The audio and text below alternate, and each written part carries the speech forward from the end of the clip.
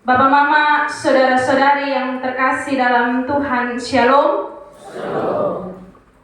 Selamat hari Minggu untuk kita semua dan selamat berjumpa dalam kasih Kristus. Hari ini merupakan minggu terakhir di bulan Agustus atau bulan kebangsaan dalam tahun ini.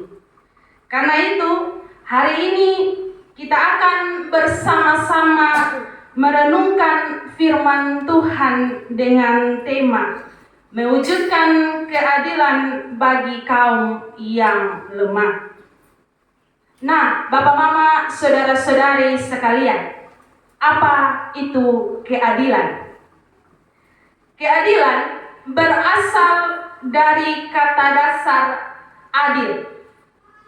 Dalam Kamus Besar Bahasa Indonesia, adil memiliki beberapa arti, yaitu sama berat, tidak berat sebelah, tidak memihak, berpihak pada yang benar, dan tidak sewenang-wenang.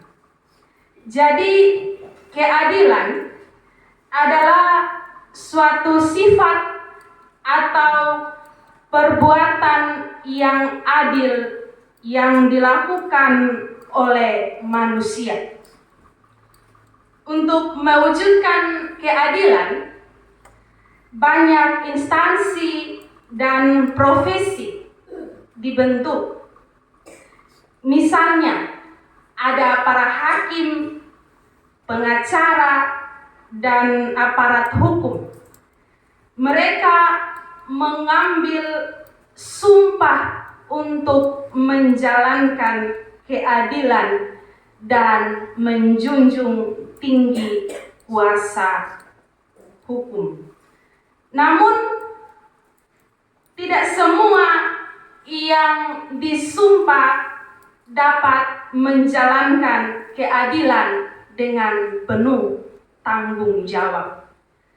Salah satu sebabnya karena posisi ini mendatangkan keuntungan yang tidak sedikit. Fakta ini dapat ditemukan dalam kenyataan hidup memperjuangkan keadilan di zaman ini. Karena saat ini keadilan merupakan barang langka dan mahal. Semakin sulit ditemukan keadilan di tengah dunia yang semakin mementingkan individualisme dan materialisme. Sebagian penegak hukum yang seharusnya menegakkan keadilan ternyata menyalahgunakan jabatan demi uang. Pemotongan dana untuk orang-orang miskin oleh orang-orang tertentu juga merupakan bentuk penindasan atau ketidakadilan terhadap sesama. Pemimpin menindas dan memperlakukan para karyawannya dengan tidak adil. Bekerja melebihi jam kerja tanpa uang lembur, di PHK dengan pesangon yang kecil, dan perlakuan negatif lainnya. Dalam Alkitab juga menuliskan tentang keadilan.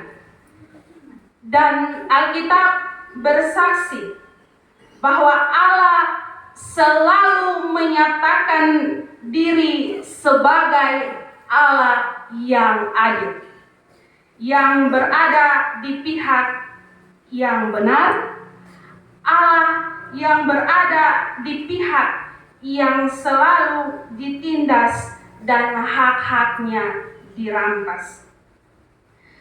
Allah berada di pihak yang miskin, janda, dan anak yatim piatu. Allah hadir untuk membebaskan dan memerdekakan mereka. Itulah kabar gembira tentang keadilan Allah dalam kitab Amos. Pertanyaannya bagi kita semua, siapakah Amos? Nama Amos berarti penanggung beban. Nama ini sesuai dengan panggilan Tuhan kepada Amos, dan Amos adalah seorang nabi dari Tekoa. Tekoa adalah sebuah desa kecil di perbukitan Yehuda sebelah selatan Bethlehem. Amos juga adalah seorang peternak domba dan juga sebagai petani yang disebutnya sebagai pemungut buah ara hutan. Amos pada saat itu merasa terbeban dengan kerusakan moral dan sosial di Israel. Amos menubuatkan penghukuman Tuhan atas Israel karena adanya praktek ketidakadilan yang dilakukan oleh para pemimpin bangsa dan pemimpin agama di Israel terhadap kaum miskin dan rakyat kecil. Namun Amos juga menyampaikan bahwa malapetaka akan menimpa bangsa itu, tetapi masih ada harapan bagi mereka yang mau bertobat dan melakukan kehendak Allah. Bapak, Mama, dan saudara-saudari yang terkasih dalam Tuhan, dalam bacaan kita saat ini, Amos menyampaikan dua hal, yaitu yang pertama, Amos membuka dengan terus terang perbuatan jahat Israel. Israel telah merubah keadilan menjadi ipu. Ada di dalam ayat 7. Ipu adalah sejenis tanaman yang rasanya pahit. Ini menjadi kiasan dari kepahitan hidup akibat dosa yang dilakukan oleh umat Israel. Mereka telah melakukan kejahatan dengan menindas dan merampas milik orang lemah. Mereka berkata keji kepada orang yang tulus hati. Mereka menjadikan orang benar terjepit. Mereka menerima suap dan mengabaikan orang miskin yang membutuhkan keadilan. Orang Israel pada saat itu mereka rajin beribadah, tetapi mereka memperjualbelikan keadilan demi kemewahan dan kemapanan hidup.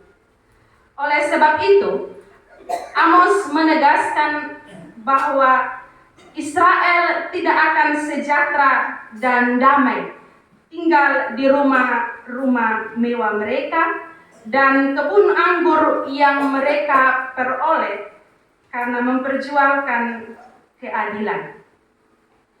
Karena menurut Amos, Allah sungguh membenci perbuatan orang Israel yang jahat tersebut karena perbuatan itu melawan Allah sendiri dan merusak kemanusiaan.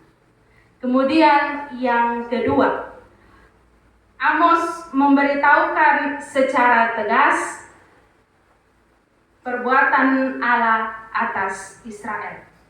Menurut Amos, Allah tidak akan tinggal diam menyaksikan ketidakadilan. Allah akan menyatakan kemahakuasaannya kepada orang-orang lemah, sebab ketidakadilan membuat orang lemah mengalami sengsara.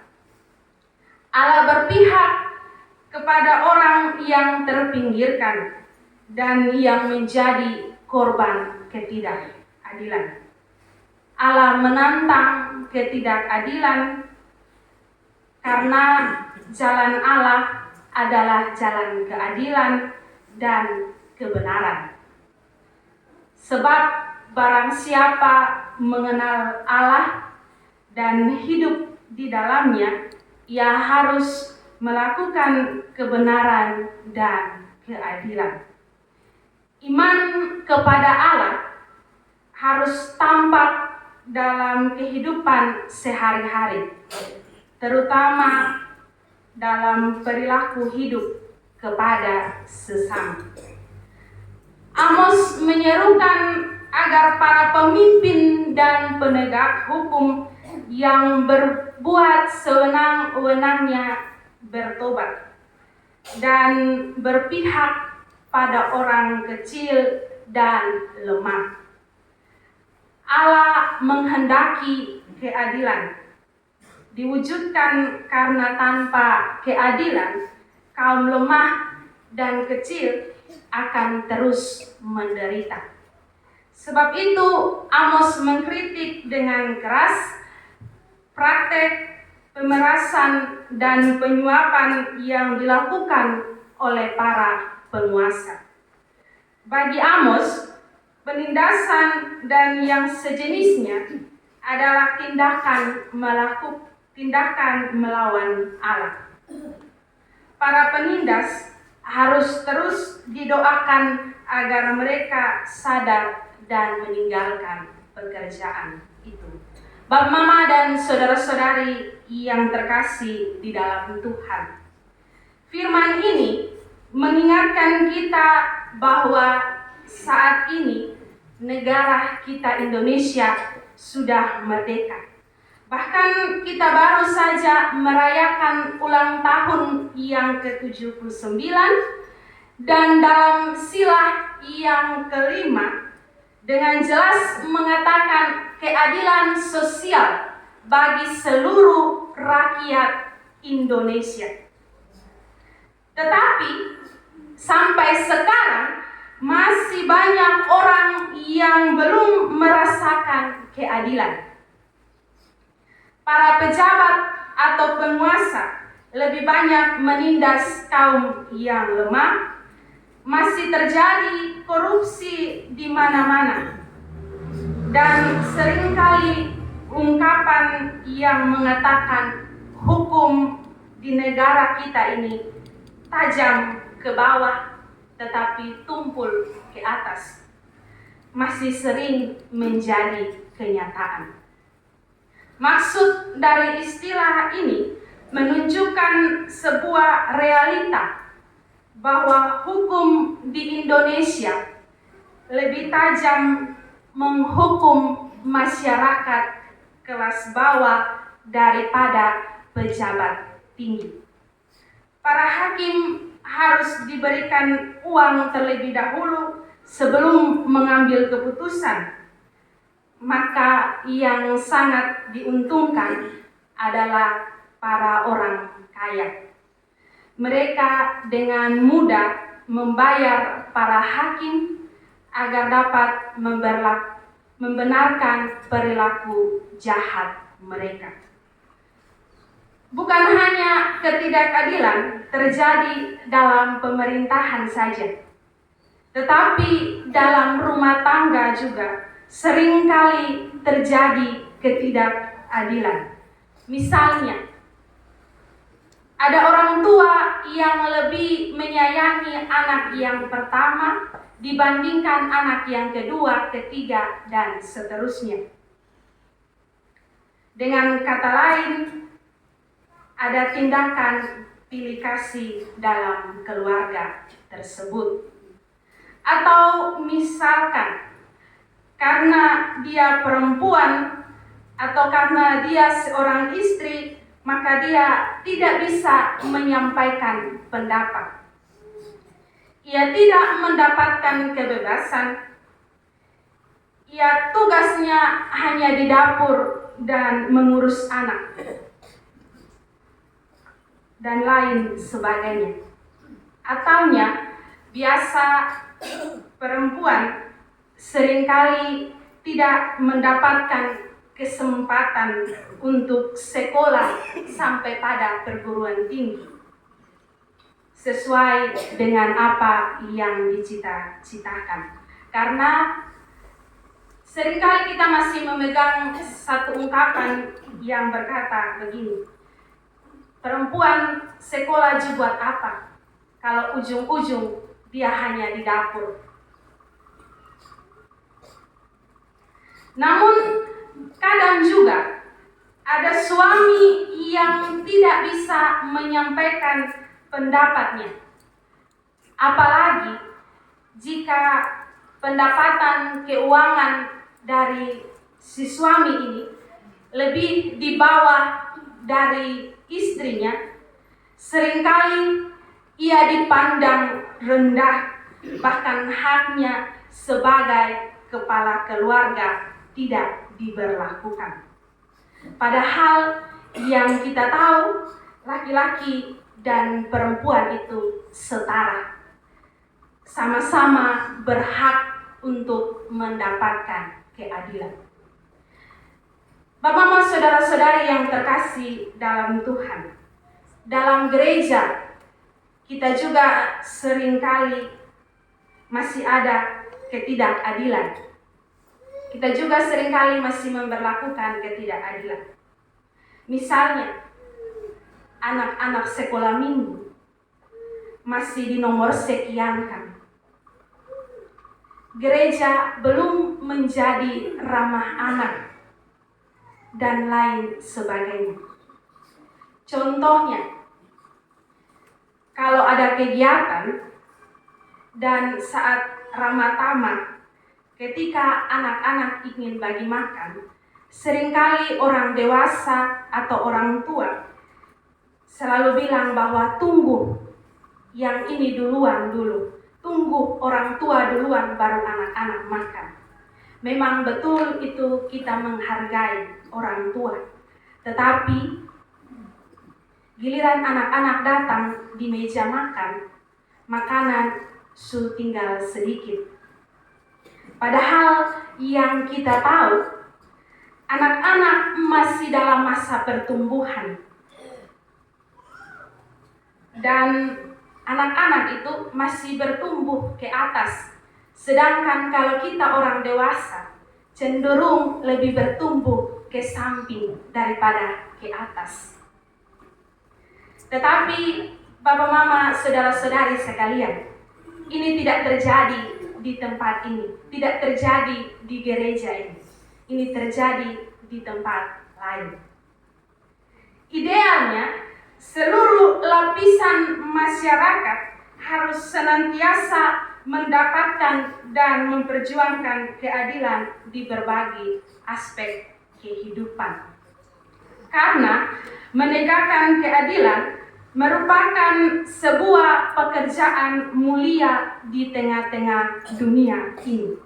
Hal itu merupakan kerinduan Allah yang harus diwujudkan oleh kita semua sebagai umat-Nya.